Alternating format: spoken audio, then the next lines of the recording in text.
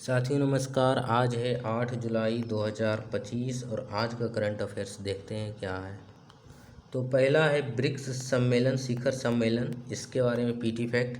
तो ब्रिक्स शिखर सम्मेलन का आयोजन इस बार हुआ, कितना नंबर का था ये? 17वां 17th ब्रिक्स समिट 2025 का आयोजन रियो डी जेनेरियो में हुआ। कहाँ हुआ?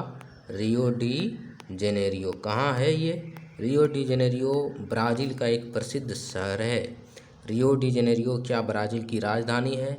नहीं। रियो डी जेनेरियो एक फेमस सिटी है ब्राज़ील में, बोल सकते हैं। तो ब्राज़ील की राजधानी कहाँ है, ये भी पूछा जा सकता है। तो ब्राज़ील की राजधानी है ब्रासिलिया या ब्राज़ीलिया, ब्रासिलिया ही बोला जा सकता है इसे, Brasilia. Rio de Janeiro Brazil की राजधानी नहीं है। 17वां ब्रिक्स शिखर सम्मेलन का आयोजन ब्राज़ील के रियो डी जेनेरियो में हुआ। तो पूछा जाए कि जो अगला होगा 2026 में, उसके लिए कौन सा देश नामित किया गया है? तो 18वां यानी कि 2026 में जो ब्रिक्स सम्मेलन होगा वो भारत में होगा। कहाँ होगा? भारत में, इंडिया में।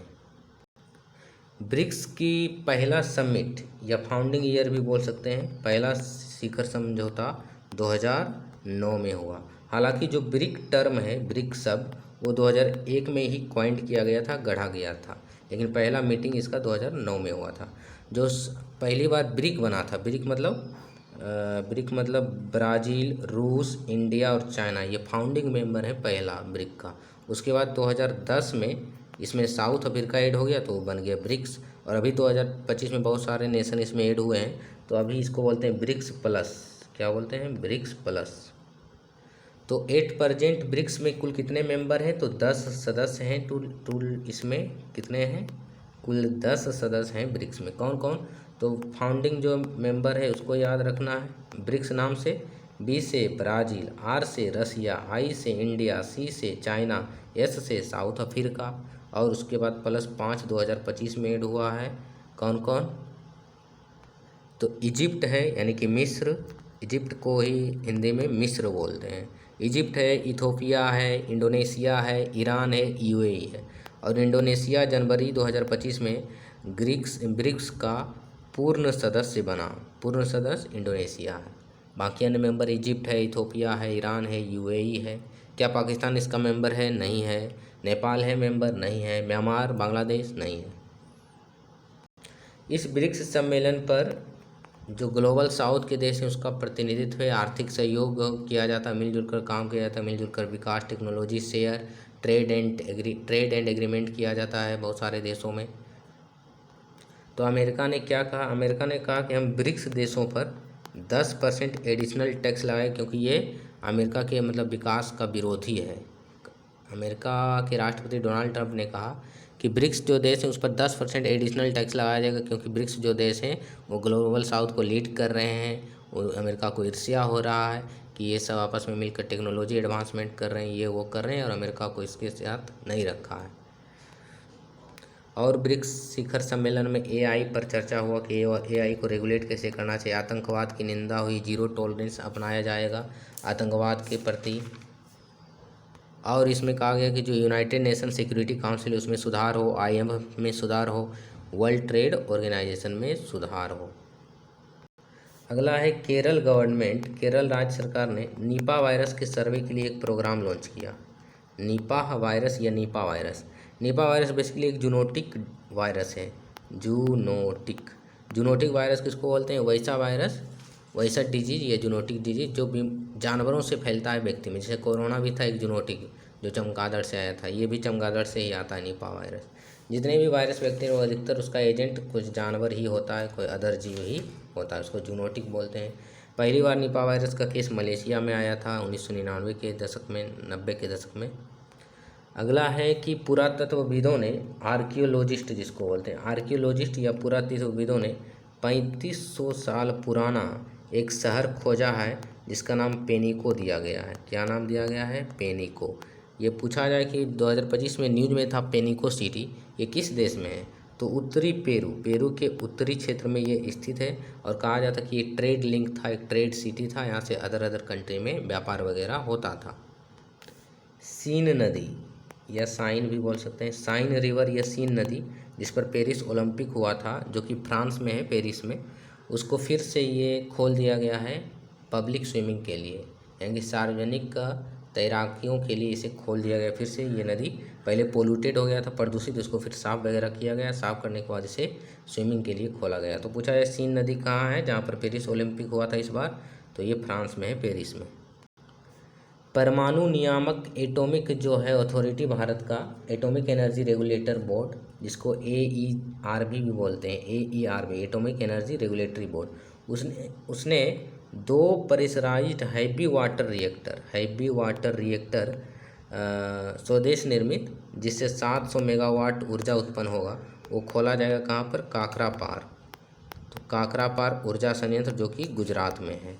तो पूछा जाए कि अभी न्यूज़ में था कि एटॉमिक एनर्जी रेगुलेटरी बोर्ड ने 2 प्रेशराइज्ड हैवी वाटर रिएक्टर खोलने का स्वदेशी निर्मित, जिससे 700 मेगावाट बिजली उत्पन्न होगी, किसे दिया है, तो काकरापार परमाणु ऊर्जा संयंत्र को लाइसेंस प्रदान किया है। काकरापार परमाणु ऊर्जा संयंत्र कहाँ है, गुजरात में है। GM क्रॉप्स क्या होता है, GM क्रॉप्स, GM का पूरा रूप जेनेटिकली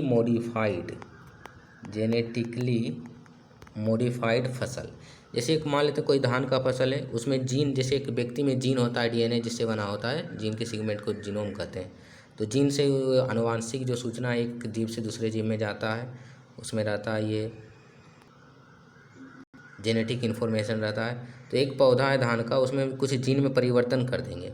जीन में परिवर्तन इसलिए किया जाता है ताकि प्रोडक्शन बढ़े, उसका उत्पादन अधिक हो, और जो क्लाइमेट आता है, क्लाइमेट रेजिलिएंट फसल बने, जैसे उच्च तापमान को सहन कर सके, और कम पानी में यानी कम सिंचाई से भी वो उग सके, और कीटनाशकों का प्रभाव वगैरह नहीं हो। तो इसलिए GM क्रॉप्स का अभी दौर बढ़ता जा रहा है। GM क्रॉप्स मतलब जेनेटिकली मॉडिफाइड क्रॉप्स, वैसे फसल जिसमें कुछ जेनेटिकली मॉडिफाइड कर दिया जाता है ताकि प्रोडक्शन हो, कीटनाशकों से बचाया जा सके। भारत में एकमात्र GM क्रॉप से ये भी पूछा जा सकता है, भारत में अभी एट प्रेजेंट केवल एक ही ऐसा फसल है जिसको अप्रूवल मिला है ऑफिशियली सरकार के द्वारा, जिसका नाम है BT कॉटन। कपास का एक GM क्रॉप से BT कॉटन। पूछा जाए BT कॉटन में BT क्या है, BT का पूरा रूप है बैसिलस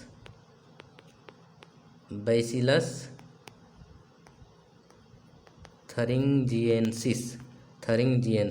एक प्रकार का बैक्टीरिया है, जीवाणु है। इसी के जीन को इस पौधा में, BT कॉटन के पौधे में इंसर्ट किया गया, उसमें मतलब सेट किया गया, ताकि जो पेस्ट है कीटनाशक, उसका प्रभाव BT कॉटन पर ना पड़े और उत्पादन अधिक हो। बहुत सारे GM, अभी पिछला साल ही एक था GM क्रॉप्स जो सरसों का था, DMH11, धारा मस्टर्ड हाइब्रिड 11 न्यूज़ में था। तो ये सरसों का GM क्रॉप्स है, जिसको भारत सरकार ने मंजूरी नहीं दिया, क्योंकि जो GM क्रॉप्स होते हैं उसके स्वास्थ्य पर अलग प्रभाव पड़ते हैं, पर्यावरण पर दुष्प्रभाव पड़ सकता है, अन्य जीव जंतुओं पर दुष्प्रभाव पड़ सकता है, मिट्टी प्रदूषित हो सकता है वगैरह वगैरह। एलर्जन भी इसमें रहता है, एलर्जी वगैरह हो सकता है व्यक्तियों को या जीव जंतुओं को। तो इसलिए इसमें अप्रूवल नहीं दिया जा रहा है। हालांकि इसमें और रिसर्च एंड डेवलपमेंट करने की आवश्यकता है, ताकि कम से कम मिनिमल इसमें इसका दुष्प्रभाव पड़े जीव जंतुओं पर, अधिक प्रोडक्शन हो, क्लाइमेट रेजिलिएंट हो। विश्व बैंक का एक रिपोर्ट आया, शीर्षक है नाम उसका spring 2025 poverty and equity report या ब्रीफ्स, जिसमें कहा गया कि किस देश में कितनी आय असमानता है, जेंडर मतलब ये इनकम इनइक्वलिटी को बताया गया है। तो पहला देश जहाँ पर सबसे कम आय असमानता, उसका नाम है स्लोवाक गणतंत्र। दूसरा देश कौन है, तो दूसरा देश है स्लोवेनिया। तीसरा है बेलारूस, और चौथा देश बना है भारत। तो पूछा जाए वर्ल्ड बैंक की स्प्रिंग 2025 रिपोर्ट, जो कि गरीबी और असमानता आकलन रिपोर्ट है, उसमें भारत का रैंक चौथा है। कितना है, चौथा है। यानी कि भारत पूरे वर्ल्ड में ऐसा देश है जहाँ पर बहुत ही मतलब बोल सकते हैं मीडियम रेंज का आय असमानता है। आय असमानता क्या होता है, जैसे मान लिया जाए 100% पॉपुलेशन है और 100% इनकम है। जब कहेंगे हम कि मात्र 5% लोगों के पास 80% धन है, पूरे देश का 80% वेल्थ या धन केवल 5% लोगों के हाथों में है, मुट्ठी भर लोगों के पास है, तो इसको बोलेंगे बहुत ज़्यादा वहाँ पर आय समानता है। और यदि बोलेंगे कि 20% लोगों के पास 30% धन है, तो वहाँ पर बोल सकते हैं आय असमानता नहीं के बराबर है। तो इसी को, और आय असमानता जो है गिनी इंडेक्स पर जारी किया जाता है। और गिनी इंडेक्स क्या होता है, और इसमें लोरेंज वक्र क्या होता है इसके बारे में कल मैंने चर्चा किया था, उसे आप जाके देख सकते हैं। अगला इम्पोर्टेंट है कि भारत का पहला राष्ट्रीय bio bank, India's first national bio bank, कहाँ पर ये खोला गया है? फिनोम इंडिया प्रोजेक्ट के तहत। फिनोम इंडिया एक पहल है, उसी के अनुसार, उसी के आधार पर इसे खोला गया। CSIR IGIB न्यू दिल्ली में, CSIR IGIB new Delhi. CSIR मतलब council of scientific and industrial research, IGIB मतलब institute of genomics and integrated biology.